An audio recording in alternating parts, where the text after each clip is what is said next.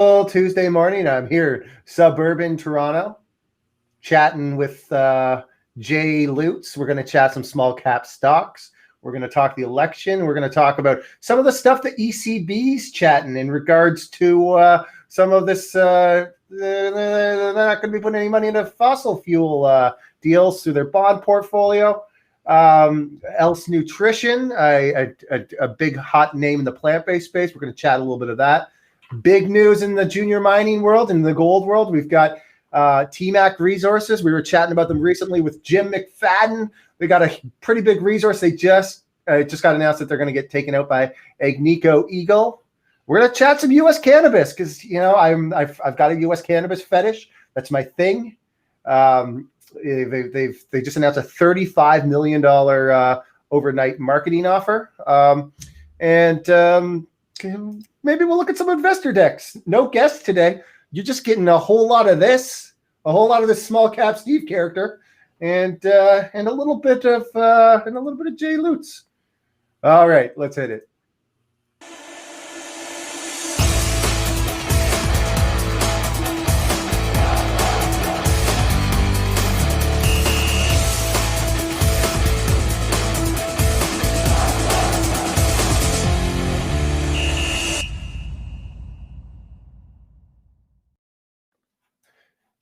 Jason, how do you do this morning?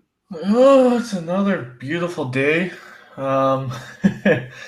It's an eventful day for a lot of our holdings in the sense of the amount of pressure that is on everything when it comes to what we focus on with this election. It's just ridiculous. This runoff election is significant. We're rooting for Biden, right? As Canadian junior venture investors, Biden is our horse. Yeah, politics aside, for the most part. I mean, you can only put it aside so much, especially with what we're focused on lately. But it'll be good for us and our followers who have positions in cannabis, particularly in the U.S. But Canadian cannabis will certainly see some effects as well. And I mean, the price of gold. Gold's kind of got a spinning top right now in terms of technical analysis. I know how much Steve loves that technical talk. And I mean... Technical analysis. You guys want my technical analysis rant? I'm talking to you guys, the technical analysis microcap investor. You guys know that like one high net worth individual who paid like 3% what you did for your stock holds a huge position and can blow it out at any time. Oh, look at that nice little head and shoulders. Oh, it's a reverse head and shoulders, actually, which means it's bullish. Better buy some stock. And then poof, Johnny McPromoter blows out 2 million shares in your face, and so much for that reverse indicator.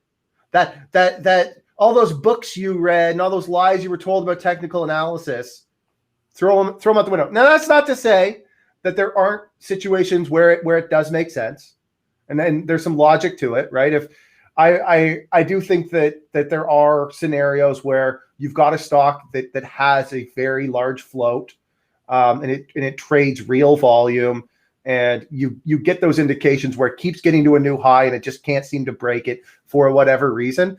But those of us who actually understand how to look at this stuff, we know how to break the share structure down, look at what people paid for their shares. We know, okay, they actually did an offering at 30 cents, and this thing's been underwater for 6 years, and it's anybody who was in that offering, they may view that as an opportunity to get out, right? That's not mentioning any specific names, but those are technical indicators that if you want to believe in technical analysis and you're going to look in the microcap space, know who owns what shares, what price they paid for them, and when they come free trading. That is so important. All right, we're starting off with a SmallCapSteve rant. 3 minutes into all rants all day, baby.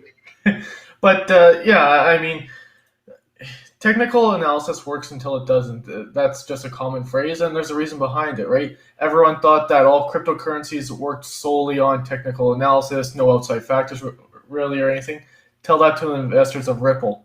like SEC came along, handed or started an investigation, and the thing literally just went straight down.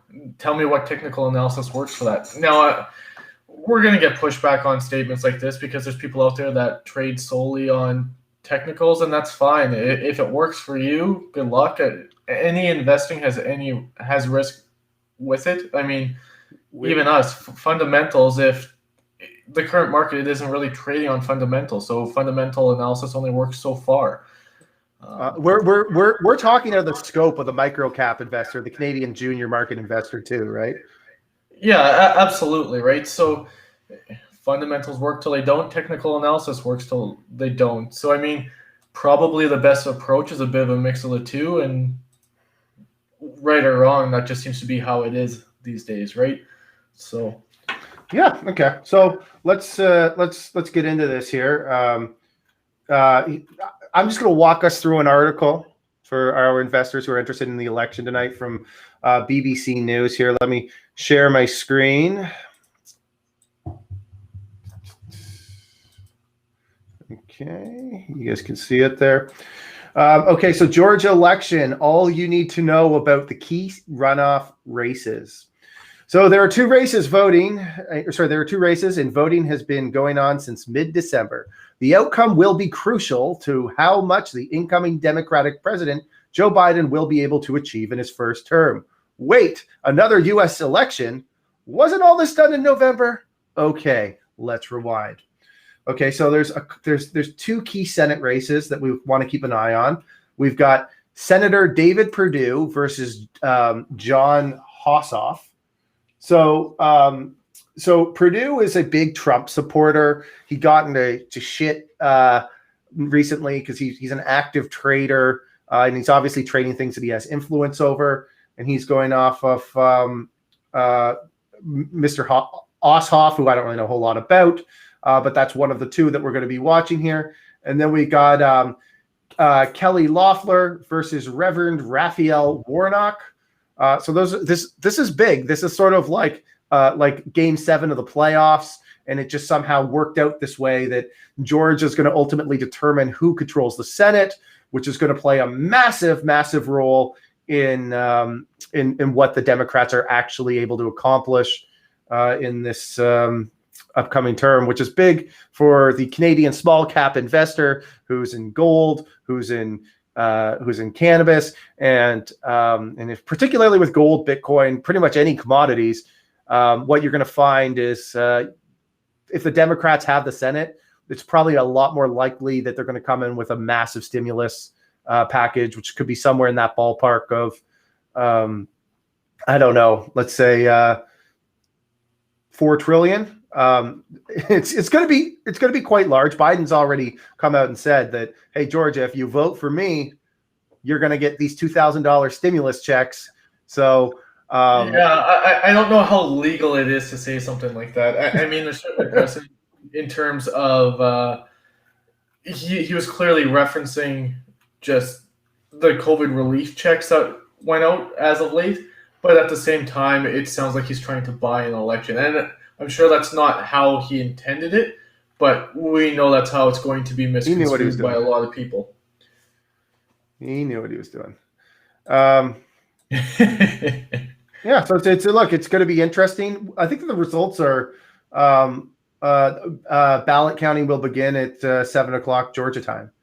So yeah, and I think it was the Secretary of State. He had indicated that they expect to have results by morning, but my understanding is it's pretty close in terms of the races. I was looking at predicted.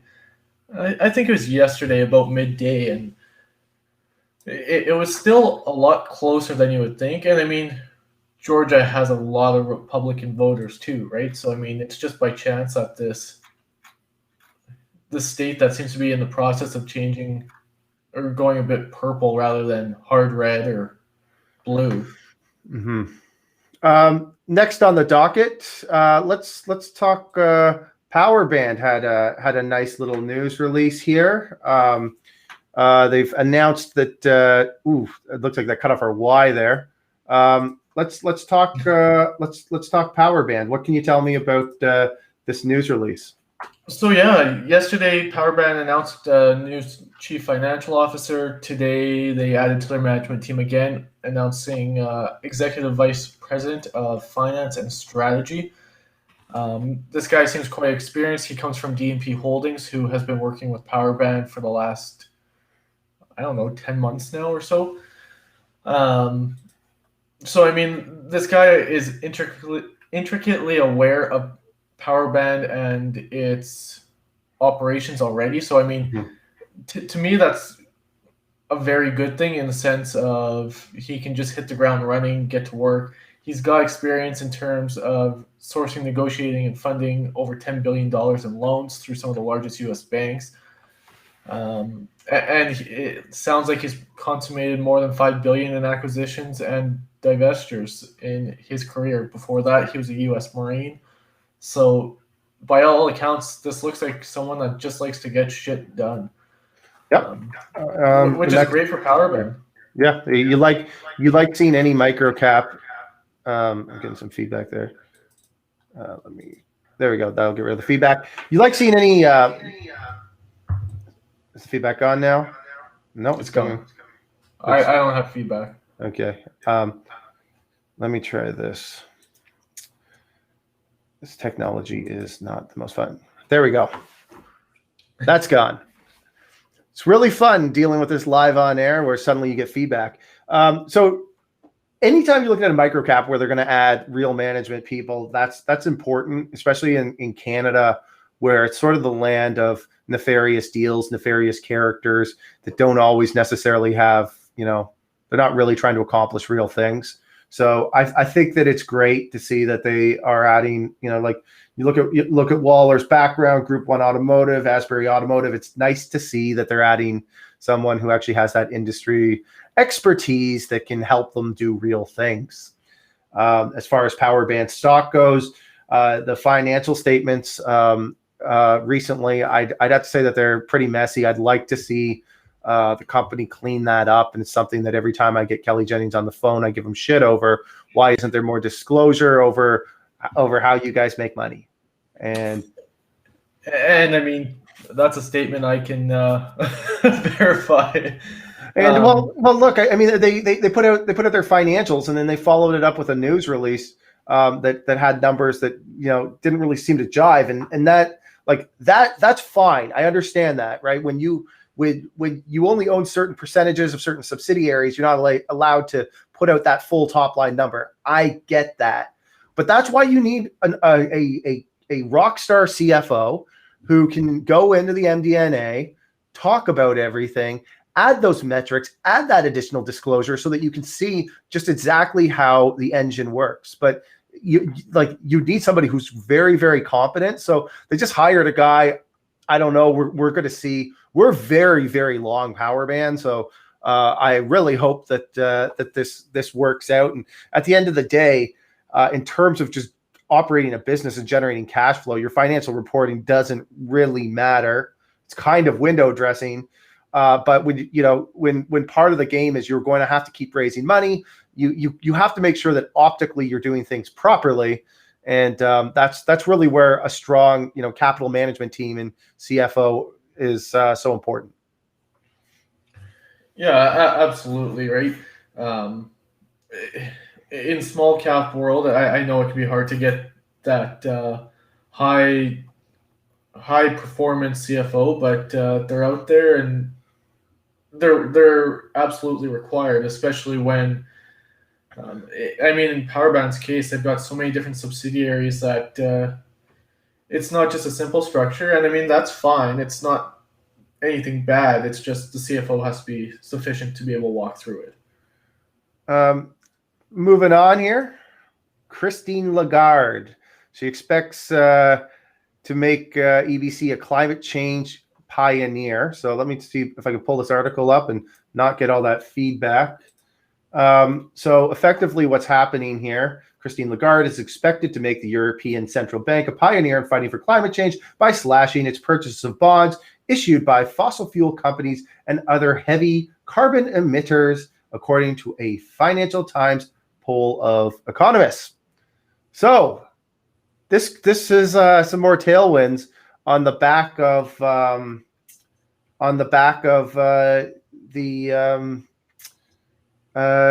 whole ESG movement. This is good news for anybody who holds ESG stocks. My favorite name is, I've been pretty vocal about it, Eguana Technologies, a name I really like, I feel really comfortable with. Obviously, a cash burner, it's venture capital, a lot can go wrong. I think that this is probably, we could see a bubble in ESG stocks as this is beyond institutional. This is central bank purchases. What's your thoughts? You want my thoughts? I come from oil country. I find the push to ESG as being slightly disingenuous in a lot of respects. Our world runs on fossil fuels in many ways. Not to say that we can't focus on the environment. Absolutely. I mean, I live out in the country. Of course, I care about the environment. But at the same time, fossil fuels are what have enabled civilization to get to where we are. And sure, we can push towards renewables and everything, but at the same time, it's not like we can completely get off oil. It's just not going to happen. I'm literally talking to you while using 17 different products that use oil in the process to be manufactured, right? It's just a reality, and the whole, we can't support anything that has to do with fossil fuels is just a bit ridiculous to me, if I'm being honest. I find a lot of the ESG firms out there have a lot of questionable aspects about them. While you can focus on the environmental aspect like Tesla does, well, then look at the social issues and the worker complaints. Hot sector tailwinds and lots of company with questionable prospects. What does that sound like? Yeah, I mean, it sounds like there's a bunch of micro caps coming. Get ready, Vancouver promoters. Get your shells lined up. Yeah, I mean, to me, it's the hot thing right now, and how it pans out remains to be seen. I mean, we had Ryan Jackson on yesterday from New Lux Gold, and I mean, to me, they qualify as ESG, absolutely. So it's not like I'm against ESG by any stretch. However, it's just, to me, overdone a bit. So you ask me, it doesn't matter. I personally, it doesn't matter to me what your take on it is. What matters to me is there going to be money flowing into the sector, right? So whether you think it's bullshit or not, it doesn't matter, right? Like, let's take a look at these cannabis companies. And this was a mistake I made early on with the Canadian cannabis bubble. I said, well, I don't think it's that big of a market. The black market's still going to be competitive. The government's going to screw it up. All those things that 90% of other people were saying didn't matter. What mattered was you had a hot sector tailwind where a bunch of capital was flowing in. And if you know how to play it in the junior market properly, you can make a lot of money. Whether you're a deal maker or you're a retail investor, there's an opportunity to go in and make a lot of money. I think that's going to happen. And I think that we're going to see expanded names. And it's going to be something that whether you feel comfortable about it or not, you're going to see a whole boatload of deal flow coming out of Canada over the next 24 months as a result of these early tailwinds. Oh, it's like any sector, absolutely. I mean, look at the psychedelics, look at cannabis, look at gold. Whatever's hot seems to be what suddenly hits the market in droves, right? I mean, Eguana, would they be where they are if there was not a changing focus to ESG? I don't know the answer to that. Would New Lux be where they are if there was not a changing focus to ESG? I don't know the answer to that. However, both are examples of both companies have been catching a bid as of late because they have ESG properties to them, right? So, I mean, money is already evidently flowing that way. And I mean, you and I are not going to be able to stop that. And quite frankly, our opinion doesn't matter to the market. Well, I mean, we're kind of talking about two obscure names here when you mentioned Iguana or no, absolutely. But I'm just using the example of small cap or micro cap in Canada, right? It's a trend that's likely going to rise, just like you said. There's a bunch of like battery SPACs right now that have raised tremendous money on the Nasdaq. That actually, like, if Eguana were private today, these SPACs would be throwing boatloads of money at. But because they're like, a 25-year story in the making or 20-year story out of the making out of Calgary, Alberta, that has had their struggles, and they've got a very, very loose share structure. I'd say that it actually hasn't caught a bid, but there's lots of names that are starting to catch. One of the brokers that I was chatting with was telling me that one of the companies he's talking with, which is one of the larger uranium producers, was saying that just the interest that they're getting, like uranium stocks might catch a bid. I don't think it's ever going to look like it did before, where there was a time where the uranium bubble. I wasn't investing in junior stocks during the last uranium bubble. I kind of missed out on that. But everybody who was around for it basically talks about it like it was like the most epic thing ever. It would be like walking into your backyard and just finding, high-grade gold that you can dig out in your own backyard if you owned any of these uranium stocks. It was just this really strange thing where, like, you've never seen torque like you have or like you did during that uranium bubble. I don't know the space that well, but I'm hearing that there's people and I shouldn't say people, institutions that are looking to invest in that arena, and that's sort of being covered in that whole ESG space. So there's a lot of money. Effectively, that was a long babble for me to say. There's a lot of money looking at entering the ESG space, and I think that we're going to see a lot more deals out of Canada in this arena. Yeah, I think one thing that needs to be said about the whole ESG thing is you're going to see a heavy emphasis on just marketing in general. I mean, because ESG is so broad, you'll need a good marketing campaign to even make it aware to the market that it is ESG related, right? Your uranium stocks, resource mining, is that ESG to you? Not high level. It depends on the processes in particular that the company is implementing to make it ESG. Same with junior mining in the case of new locks. Solar makes a bit more sense, or battery storage or whatever, but there's always going to be those offshoots that they just require that high degree of messaging and marketing to make investors aware, right? Mm-hmm. And this is good friend of ours, Muddy the Mudman, saying ESG everything, even natural gas. I like it.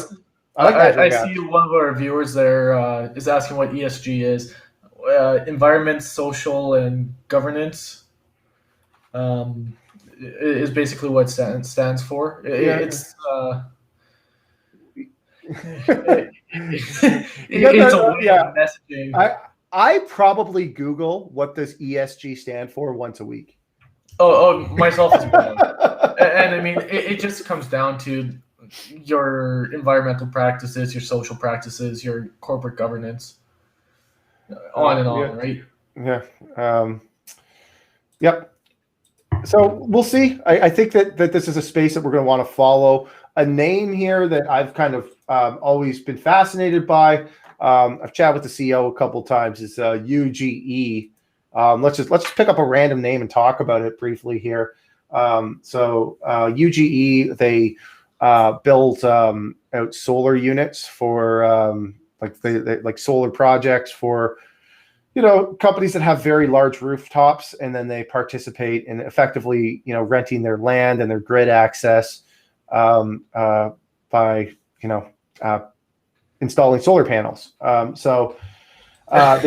As a demonstration of how little I pay attention to ESG companies in general, I've never heard of this company, nor do I know what they do. Well, this is just a name. This is a Canadian microcap that's been around for 2 or 3 years. It gets mentioned a lot on Twitter. I I first bid on this one. I think I owned it at one point. They put on their investor deck that they thought that they'd be doing $10 million in EBITDA. This was 3 years ago, and they're still not even close to that. But they do have a large backlog, and they just put it all right here for you to see this. I wish more companies just put this right on the front page of the investor deck. You want to share the screen for us there, buddy? Oh, apologies. I thought it was up there. So UGE, right? $41 million market cap. This is as of November 30th. I think it's actually substantially higher now. I think it's around 50 million. We've got a $111 million backlog. They give us $3 million in trailing revenue. So I got to say that this seems a little pricey to me. That's a big backlog, but it's also a management team that I don't know that you could really. It's almost a $60 million market. It's trading at $2.08 now. So do we have a sense of where that backlog is? Here's one thing that I always like to point out to people is you have to examine where the backlog is. Was it LTE back a month or two ago where they had a ton of backlog? A lot of the same supplier. A lot of the same people promoting UGE that promoted LTE, by the way. Oh, look at that. Yeah, I mean, in the case of LTE, they had a ton of backlog, but it's all with the same company, and the company walked away, and suddenly that backlog went from something like 50, 60, 70 or more million to a goose egg. So, I mean, backlog's great until it isn't, right? It's a risk that people need to actually look into. Mm-hmm. Yeah, well, I mean, I look at this and I go, okay, this is interesting. It's an interesting stock in that they've got this tremendous backlog. I don't know what the margins look like. Like, let's say that this is kind of a service, and let's say that it amounts to 10% EBITDA margin, which look, I may be way off in that. Then you got some meat on the bone. If they actually are able to turn that backlog over to, like, if we're talking about a revenue to sort of backlog run rate of about 1, you got some meat on the bone there. But it's still, it's always hard to get behind things that have ran. But I got to be honest with you, ZBEC Absorption, I believe that they're called. That was a stock. I sat down with them at the Microcap Club Summit, I think it's called, 2 years ago, and said, man, this looks like a great stock. A great stock. Let me find let me get the chart for you guys on this one. ZBEC XBC. Look at this chart. 5 year. I was looking at this stock back. I think it was trading around. This was in September of 19 that I sat down with them. So it's trading around $1.50. It's now $9.50. And I remember thinking, like, wow, these are real numbers. This company's doing real things. Can't buy it. The stock's already ran. Yeah, and then that pullback there would have shaken a lot of people out, right? It had a nice spike, and then it just tumbled, and then it really took off. So, I mean, it's always hard to hold on. Mm-hmm. Yeah, it's definitely, though, this is a company that is, it's trading at a $1.4 billion market cap. Oh boy.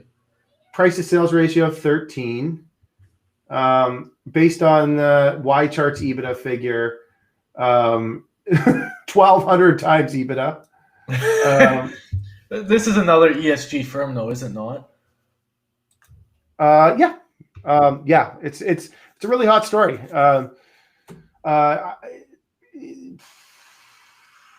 Definitely one of these things where I'd like to have more numbers and maybe spend a little bit more time on it, because something that I think we ought to be doing on this show more frequently is finding those small cap names that really have been successful and celebrating them.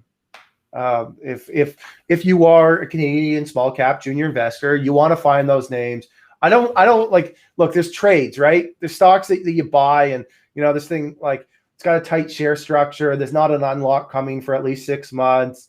There's going to be a few catalysts within the sector, and I'm going to buy this, but I have no intentions of owning this thing in a year, right? There's those trades, and then there are actual investments. And what you want in an investment is you want an Expel Technologies, you want a ZBAC absorption, which adsorption. I've been calling it absorption. I just realized it's adsorption. But you want those companies that are going to get to sustainable cash flow, where they're going to get to that high valuation. They're going to look at the NASDAQ and they're going to hold. Those are challenging investments to find in the micro cap and small cap world. A buddy of mine who's a fund manager out of the US who invests primarily in micro caps. Now, he's not a trader, so if I ever bring him anything that's kind of in our world, and we play with a lot of stuff that's sort of those fast money deals, he's not really interested. And he likes to say to me, when you look at the micro cap world, there's really only a handful of them that are actually investable. Now, he's someone who actually writes real checks and is expecting real management teams, real execution, real cash flow. So he's particularly very, very diligent in anything that he does. But I mean, that's the mindset that I think that if you are the Canadian retail investor watching us right now, that you need to develop is, what criteria do I need to minimize risk when I'm investing in a Canadian micro cap? And it's hard. But there's general rules that these people follow, and we're going to get into that over the next, however long we do the show for. I might even do some specific videos looking at these things. And like, in general, if you want those rules, clean balance sheet. So you have no debt. Convertible debt is something Canadians love. That is very, very scary. And we saw it in cannabis, right? I pulled out of Ianthus when they got too much convertible debt. I just, no, thank you. So you want a clean balance sheet. You want a company that's either generating cash flow, operating cash flow on a regular basis, or there's some sort of reason that they're about to do so. Okay. I think that, so you want a clean balance sheet, a cash flow generator or near-term cash flow generator. You want a management team that has a history of sticking with their deals. One of the biggest problems we have in the Canadian junior markets is there's all these people that jump from deal to deal to deal to deal. If you're making an investment and you're planning on being in the stock for 2, 3, 4 years, look at Expel. Ryan Pape, huge rock star CEO. He's been around that thing for like 15 years, right? He's not going from deal to deal to deal. If I brought him a psychedelic deal and said, hey, Ryan, you done pretty well on Expel. Why not get into shrooms, baby? You know what Ryan's going to say to me? I'm CEO of Expel. Took this thing on the NASDAQ, got it to $1 billion market cap. What are you talking about? Right? So that is a little bit of an issue, something that you want to watch when you're looking at these microcaps. What's the track record of management? Someone just asked, the semi-pros just said, again, I don't want the show to be constantly talking about PBX, but let's bring it up. PBX. I have my frustrations with the company. We're incredibly long, but I'll tell you something.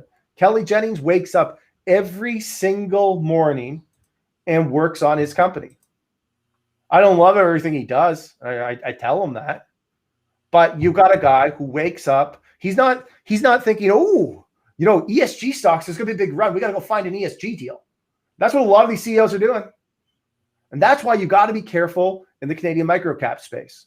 So there's three rules I gave you off the bat. 1, clean balance sheet. 2, cash flow generator or near-term cash flow generator. And 3, a legitimate management track record. A 4th one that my fund manager, I guess I'm just giving the list now. A 4th one that my buddy likes to talk about is when he looks at cap tables, he doesn't like to have any options or warrants on them. I think that's hard early on when a company's, burning cash and they're not generating revenue, because you have to go out and incentivize people to go get you more capital so you can get to that point. And Jay and I we like to play in that arena where it's those companies that aren't quite there yet, but they're getting there. So that's one of the tricks that he likes, and I think that's really, really rare and hard to find. And quite frankly, I like management teams that are incentivized. One thing that does piss me off, and I once screamed at a company and the capital markets team behind the deal, was I once looked at the option pool for a publicly traded company in Canada and saw a whole bunch of promoters listed. And my response was, and they thought I was calling because they thought that I was trying to get options off them. That wasn't my response. My response was, why doesn't management have any options? Is there an office for this company? Is anybody running this company? That's, something you want to keep an eye on is, you got to look at that fully diluted number. I know a lot of people who have had success in the microcap space too. They have a general rule over the total shares outstanding that they want. And that number, sometimes I hear 50 million, sometimes I hear 100 million, sometimes I hear 150 million. You got to find what you're comfortable with. But I think the reason that a lot of people like that is because it's easier to move stock if there's less shares outstanding. It's kind of a simple formula. And in a perfect world, if I'm going to add another bullet point, so we got clean balance sheet. We want a management team that sticks around, fully diluted, that's not too high. What would be the fourth component? A moat. So what does this company do that makes it so that other people can't just come and steal their thunder? Is there IP? Are their customers sticky? Is there recurring revenue? What is it that makes it so that other people just can't come in and steal their lunch money? That's another thing that I think you ought to think about. So I want to keep evaluating these and looking at the processes of how something goes, whether it's a Monster Energy drink or an Expel or any of these other names that we can find that run from literally, sub $1 to $50. What pieces are in place that make it so that they get there, and not just get there, but stay there because they deserve it on a fundamental level? I would love to spend more time evaluating that as we continue to sort of build up our repertoire and what we're doing.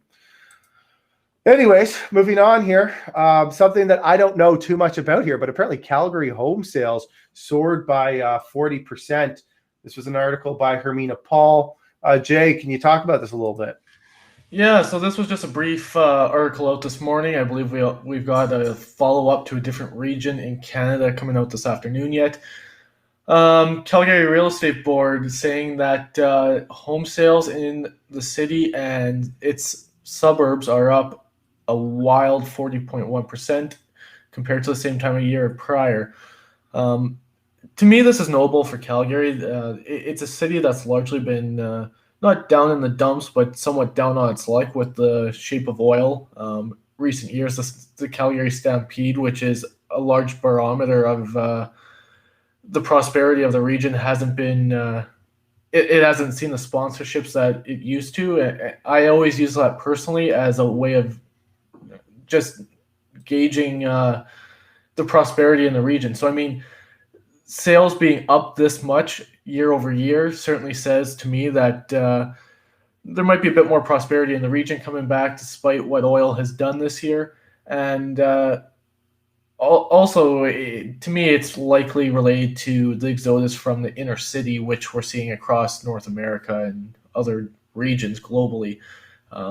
With the pandemic, everyone wants to have their own backyard rather than be stuck in their 300 square foot apartment building on the 40th level, right? So benchmark home prices rose 1.54% to $422,000 on a year-over-year basis.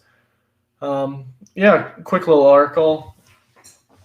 Not a whole lot more to say on it, but it's certainly interesting because, I mean, you and me both, Steve, expected home sales to go the other direction, but we were wrong. And I mean, real estate is a massive industry in Canada. It's a large proponent of our GDP, if I'm not mistaken. And I mean, personally, I didn't factor in the desire to leave condo buildings for suburban living. Mm-hmm. It's kind of an interesting sort of question too, is how have our mindsets and lifestyles really changed since coronavirus really started, right? Like I'm now living in the suburbs. I grew up in the suburbs. I didn't think I ever wanted to live here again. I lived in Toronto, proper sort of midtown area for the last 20 years. And then I moved out to the suburbs a few months ago. Now, look, I got little kids. At some point, I was going to have to do something. I figured I'd probably get a house in Toronto, but when I started looking around, I came out here. I gotta say, I love it. Like, I go to the store and I park and I just get out and I get my groceries. Like, when you live in Toronto, it's not really that simple. Like, it's like, okay, there's traffic here. I can't get down this street, or there's wait, they're doing construction here. Like, I remember once I went to get groceries and they were they put all traffic on hold so that they could move a cinder block. These are the things that happen. And so I believe I was on the phone with you when that happened, actually, and you would not believe the rage Steve had because he was stuck in traffic for like an hour. I once was heading to a meeting downtown where I was in an Uber and I was already late. And this was a pretty big fund that I was going to meet with. So I was pretty excited. I didn't want to be late, but I got a bad habit. I'm one of those people. So I'm in an Uber and I'm waiting to get down. And all of a sudden the traffic just stops. And they're building a building where they're putting up one of those big cement barricades.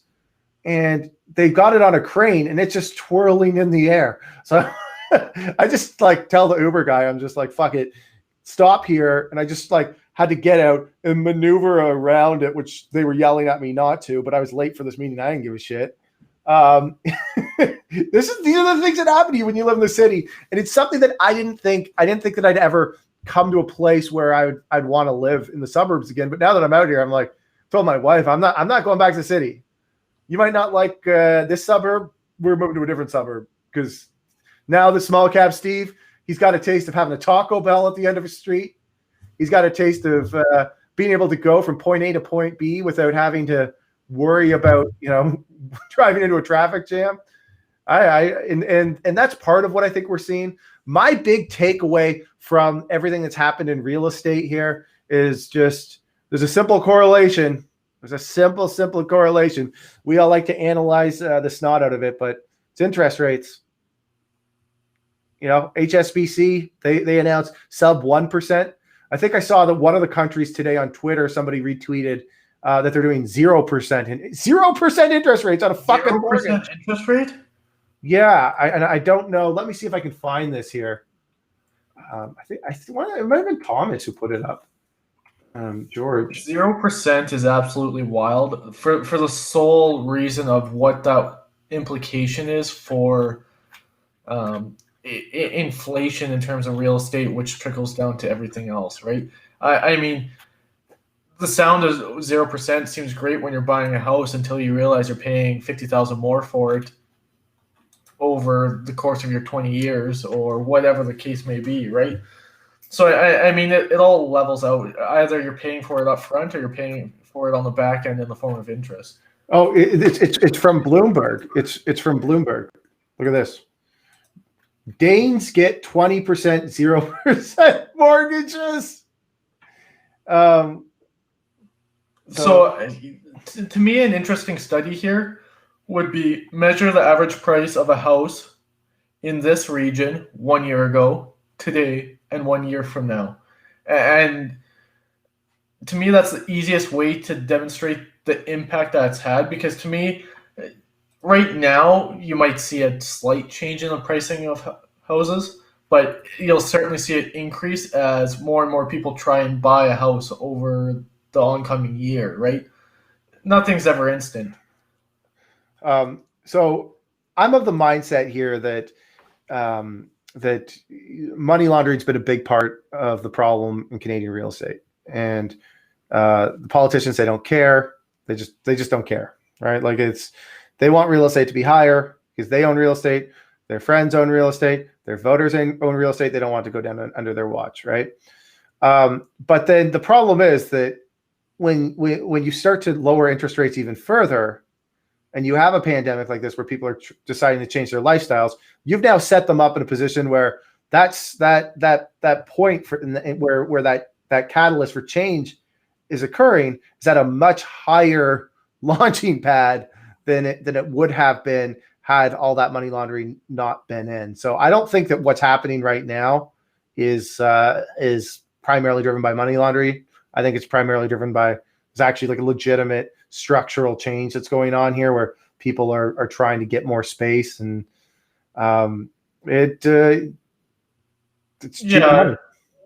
To me, once people get a taste of suburban living or living out in the country, they're going to be very hard pressed to go back to a condo. Much like you literally just said 5 minutes ago, right?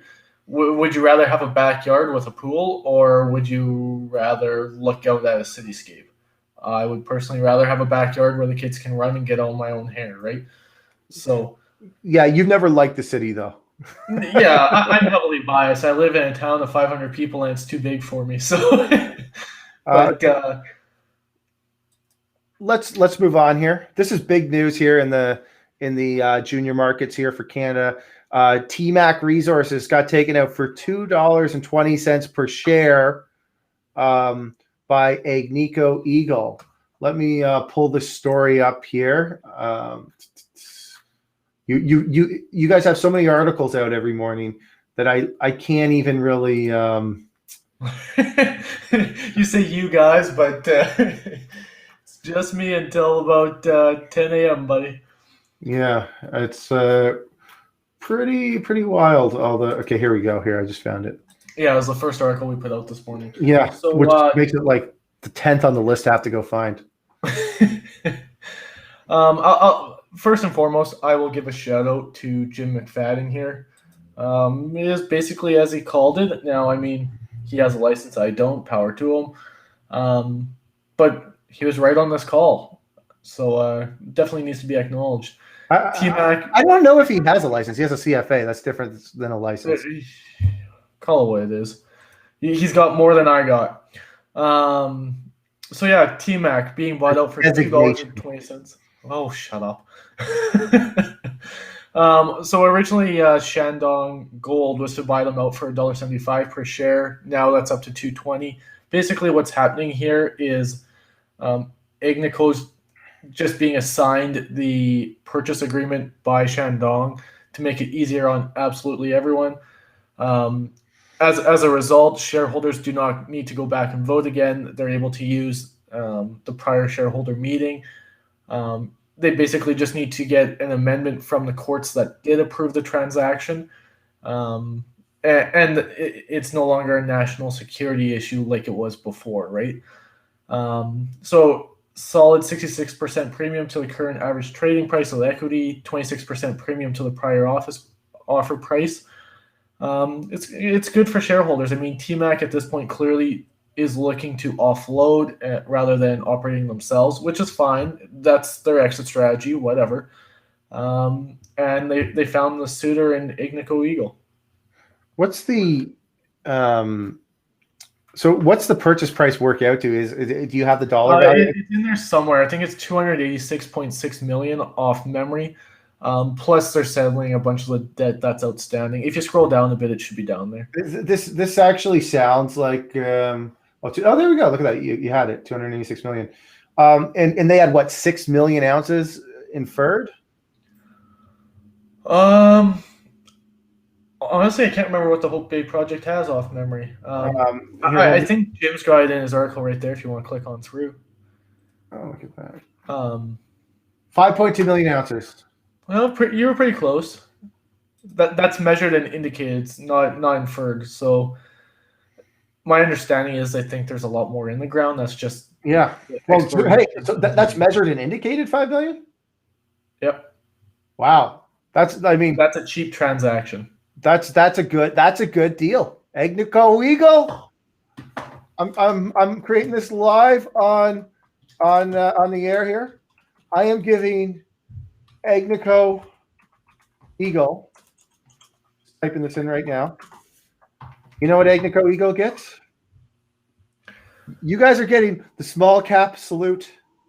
I say great work to the team at Agnico Eagle.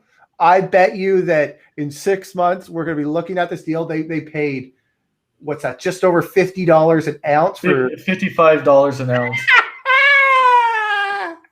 So now, does Jim in his article include the cost of pulling it out of the ground? I think he did. Oh, I thought you talked about the PEA in here. Oh yeah. Go up, go up, go up. What's that chart there that he's got? Is this one here? No. Up. Is this one? Yeah, right there. Recovery. So looking at mid 80% recovery. Yeah, It doesn't have cost, but it does show. I have a feeling this will become a cash cow.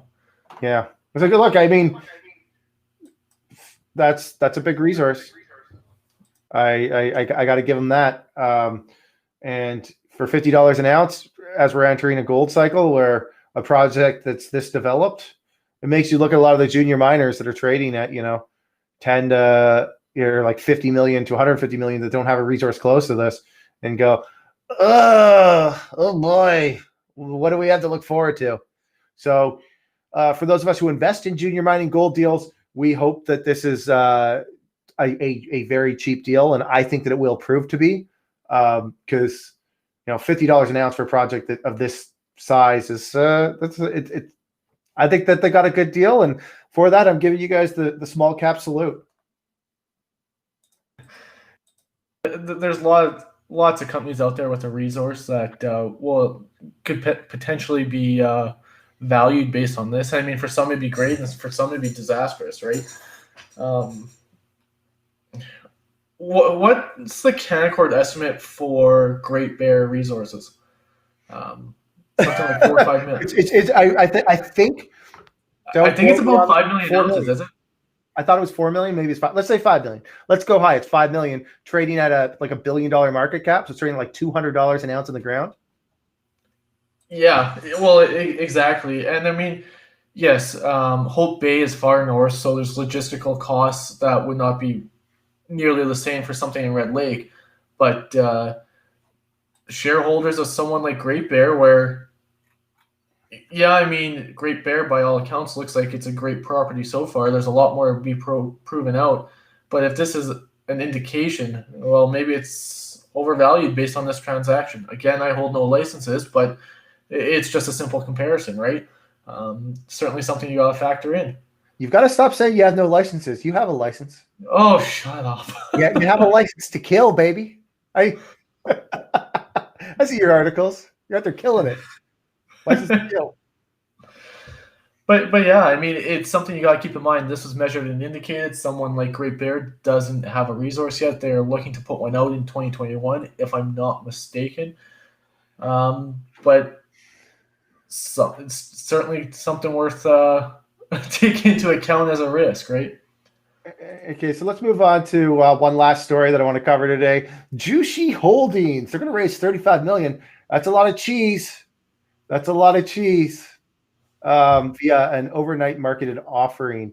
Let me pull this up here, and then I'll get you to tell me or to give me an idea of what exactly is going on here. I had their deck up too. I thought that maybe we'd talk about that. I must have closed it. Here it is. So yeah, announced last night and then followed up this morning. Last night they announced that they'd be doing an overnight marketed offering, and at the same time, likely to assist with the offering, they also raised their Q4 guidance. In terms of revenue, adjusted EBITDA stayed the same, and their 2021 outlook stayed the same in terms of both revenue and adjusted EBITDA. But revenue for Q4, I believe, is now expected to be between 30 and 32 million, maybe. What are they guiding to in EBITDA? Pull up that article there. I apologize. I can't remember off the top of my head. Let me pull this up here. This is the originally announced last night one. Yeah, scroll down a bit. Okay. Sorry, 40 to my 50 camera is million. literally right in front of the text, so I can't tell you. Okay. So it's just 40 to 50 million. So let me pull up this here. Yeah, so I was wrong on that revenue. It's 32 to 33. I mistakenly said it earlier. EBITDA 2.5 to 3 for the fourth quarter, and for 2021 they're looking at 205 to 255 million in gross revenues with adjusted EBITDA guidance of 40 to 50 million. That's it's a lesser known name, so that means if they're talking about 40 to 50 million dollars in EBITDA, obviously this isn't showing up here on my Y charts stat sheet. Let's go to current valuation. They're currently trading about a $740 million market cap, which means if they're raising here somewhere in that like range, based on what Y charts has here, $740 to $900 million valuation. That means that they're trading at about 20 times 1 year forward EBITDA based on their own guidance. Are they pulling a Bruce on us, or is this actually a realistic number? I can pull up to be seen as in any case. Just quickly pulling up the deck here. This is something that I've noticed a few companies are doing. I find it's really cute. They put stars where they have office locations. Like that's supposed to add material value for shareholders. Like, a couple of you guys live there. You manage the company from out of state, Colorado, Florida, and New York. And I'm sure that like if you're having beers with them after a cannabis conference, they're going to tell you, oh yeah, just watch. And they're trying to tell you, oh, we're going to have an acquisition in Florida. We're going to have an acquisition in New York. We're going to have an acquisition in Colorado, or we're going to get this through just simply, applying. I don't know. I just find it kind of interesting. But primarily they're pretty strong in Pennsylvania. They got some operations there, 2 dispensaries in Illinois. Those are pretty sexy states as far as the Canadian the U.S. cannabis market goes. So I think that I don't know. For me, this valuation is a little bit rich for my blood, and I don't know that there's enough salt on the bread to get me or to get me really all that interested. But I think that clearly, like if they're able to actually hit that EBITDA figure, I still 20 times 1 year forward in like a cannabis company. It seems a bit expensive, but I know very little about this company. We have talked to them in the past a bit, but U.S. cannabis is not my forte like it is yours, Steve. So I'm largely running on your guidance here, but that does seem like a fairly high valuation. I'm told from people who know the Jushi team well that they are really savvy M&A guys, and they know how to pick apart distressed assets and all that sort of stuff. So, look, it's worth it's clearly a name that we're going to have our eye on. They're either perhaps they're a takeout candidate, perhaps they are going to look to take out one of the other names that's in their sort of space to try to create a little bit of noise, maybe a harbor side or a forefront kind of merger. I'm just throwing out random names here, like we once saw Ianthus do with MPX. You can kind of try to catapult yourself to being first tier if you can go out and get take 2 second tiers and make a first tier kind of thing. Yeah, but at the end of the day, there's only so many people on the first tier shelf, and we're quickly getting to the point where it's going to be hard to knock some of them off. This would have made a lot of sense for Ianthus. These are a lot of states Ianthus isn't in. New York. Can you tell me what Jushi is trading at? Trading at today? Yeah. How much are they down?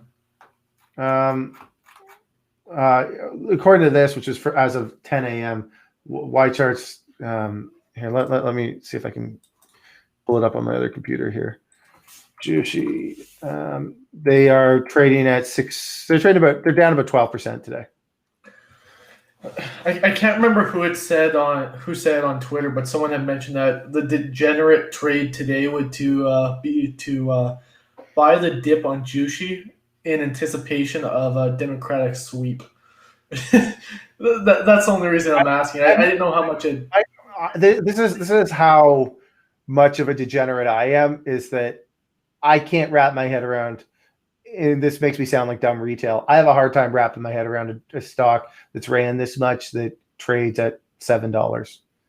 I just like, is it going to go to $20 or am I better off, buying one of the lesser known names that trades closer to $1? Easily catch That's how I felt about Trulieve. That's how I felt about Air, and look at them now. GTI is another one. Yeah, but I mean, like, is Jushi actually generating cash flow? Like, let me pull up their last statement here on CDAR, and let's take a look at that cash flow statement, because that's an important thing for me. I don't care about their adjusted EBITDA number. Adjusted EBITDA is an adjusted number. Adjusted EBITDA is almost the equivalent of hiring a Twitter stock promoter to pump your stock. It's not that bad, but so for our viewers who do not know this, adjusted EBITDA is not a IFRS or GAAP term, and you can't compare one adjusted EBITDA figure to another because certain companies include items that others do not. The company gets to make up their own metric. It's for management discussion and analysis purposes to try to create a benchmark that the management team feels is appropriate to be judged on, and they remove certain items that they think are non-recurring or not a regular part of the business. And it's not like they can't get called out on based on whatever the hell they feel like doing. Yeah, so I mean, this is why the fine print's important. The Canalists call them a comparator to us. It doesn't really matter. They really focus on this, and they do provide some good insight on it. Go Blue in particular really likes to focus on the adjusted EBITDA numbers and call companies out for the random stuff they include in it. I have seen endless people on Facebook, Twitter, any other social media platform where there's a stock following go, adjusted EBITDA is the same from company to company. It's the same metric. That is simply not true. That is a load of bullshit, and that's what promoters are basically trying to sell you on and convince you of. Adjusted EBITDA to me means absolutely nothing. At the end of the day, you're either. What about 1 year forward, internally guided EBITDA, adjusted EBITDA? I don't care. To me, at the end of the day, is the company generating cash flow or are they not? If you can't pay your taxes, it doesn't matter, right? Like, so look, here's the cash flow statement for the last 9 months for Jushi. This is a company that's valuing itself. They're about to raise $30 million, an $800 million valuation. They are negative $12 million in the last 9 months in operating cash flow. So, but they only lost 12 instead of 22 in the year prior. But how likely is it that they're going to actually hit a $40 to $50 million number if this is their starting point? We could go back here and look at top line revenue for the last quarter. Okay, they have it at 25 Can you million. show your screen there, buddy? Oh, sorry. They have it at about 25 million last quarter, and that's up from 3. So I mean, they've shown the ability to really bump it. So that's $100 million revenue run rate. And they actually, if I pull up their investor deck here, I'm going to do that thing where I talk about an investor deck as if I'm doing diligence. Everybody loves those people. Can you throw up those filings for 2 seconds again? Yep.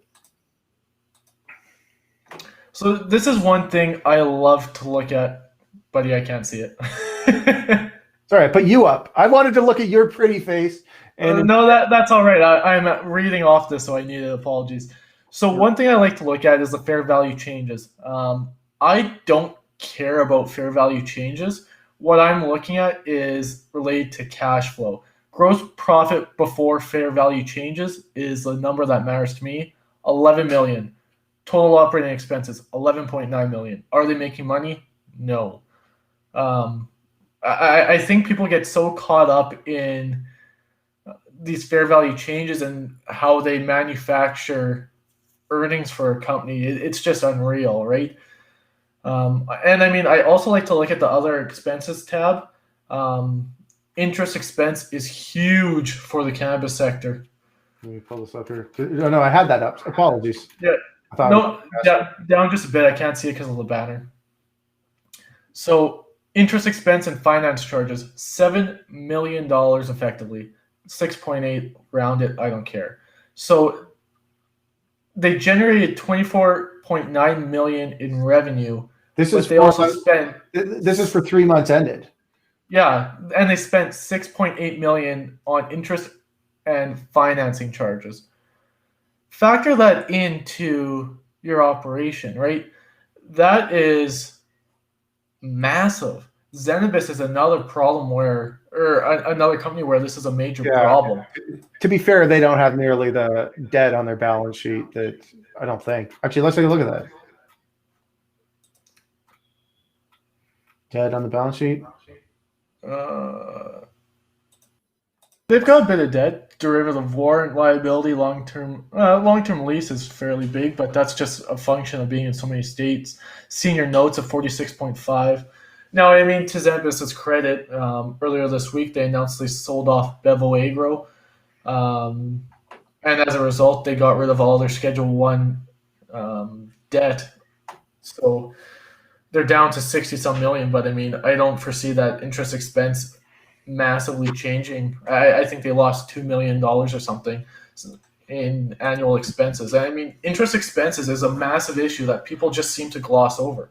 There's a cost of capital, and in terms of debt, it's not just at the time of obtaining that debt, it's ongoing. And I don't know why people don't factor that into things as much as they should. So I'm going to do something right now I've never done before, just from looking at this here. I am putting Jushi. You know what Jushi you're getting? You're getting put on notice by SmallCapSteve. I think your valuation a little rich. First company I've ever done this for. I'm told that they know what they're doing. And I'm probably going to look foolish for it because everybody knows them. Seems to say that they know what they're doing. Everybody says the same thing about TerraSend. I would have put TerraSend on notice as well 2 years ago. TerraSend's worked out well. But you know, I look at this and I'm going, okay, how are you guys going to get to a point where I can get comfortable with your valuation? So, Jushi, you're on notice. You do your thing, SmallCapSteve. Okay, let's wrap it up for today. We've been on for over an hour. I think everybody, I think that our 8 listeners are getting sick of us. No, they're still sticking around. They got us on the background noise. Yeah, and look, we appreciate that. So Jay, tell me what's on the docket today at the deep dive. On the docket, the daily dive, which is out in 15, 20 minutes, whatever. John Mark Stoudy. Apologies, I said that wrong. Stoudy. It's like Howdy. Stoudy. My apologies. He is returning. He's going to talk gold transactions, Northern Vertex and Eclipse. It's Agnico today with the Agnico Eagle. Not Agnico, sorry, but TMAC. He'll be talking. Just because of the recording time, we got held up a bit over the Christmas holidays. It might be a bit dated. He's largely going to be referencing the implications related to China, which is still good information for future transactions. Shandong is now trying to buy Cardinal Resources. So China's trying to buy up assets globally, so it's certainly relevant. On top of that, it was Pretium and Seabridge Gold that he also mentions, and some stuff about BHP. So always good insights from John Mark. This afternoon, I believe I'll be putting out some stuff on Canadian banks from the analysts that was put put together by our very own young Justin, and some real estate coverage. On top of that, today was entertainment purposes only. As always, I hold no licenses despite Steve's banter, nor does Steve. So don't invest based on my statements. I'm not qualified. I have no business giving any of you guys financial advice. So don't take it as financial advice. This is for entertainment and informational purposes only. For those of you who hung out with us and watched us and participated in the chats, whether that's on Twitter, Facebook, YouTube, Twitch, I appreciate every single one of you taking the time to watch. You guys could have spent the last hour staring at anything, doing anything else, but you chose to spend it with us. I sincerely appreciate that. I'm so happy and grateful that I get to come on here for an hour every day and talk about small cap stocks, a true passion of mine. And I just hope that as we continue to grow this, we can really start to serve up what you guys want to talk about. And hopefully we can grow this thing. All right. Thanks.